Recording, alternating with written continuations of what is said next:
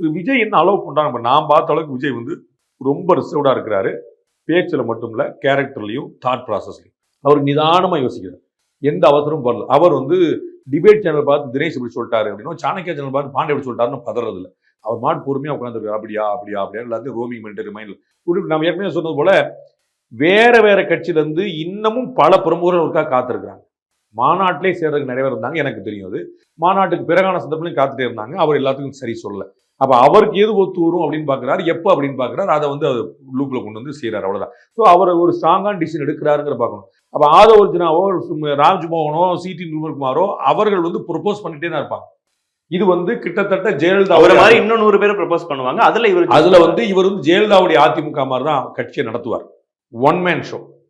விஜயகாந்தோடைய தேமுதிக மாதிரி விஜயகாந்த் வந்து அண்ணியும் மச்சினர் வந்த பிறகு வேற மாதிரி போயிடுச்சு. அன்னையை மட்டும் வந்து ஃபுல்லா இருந்தபோது அது உண்மைன்னு சொல்லுவோம். தலைவர்கிட்ட கேட்காம கேப்டன் கேட்காம அங்கே எதுவும் நடக்காது. அவ்வளவுதான். கேப்டன் சொன்னா தான் வந்து கேப்டனோட அப்ரூவல் இல்லாம நோ மீட்டிங் கேன் ஹேப்பன். அதுல வந்து குழப்பம். ஒரு விழுப்புரத்துல ஒரு பொதுக்கூட்டம் கூட போட முடியாது.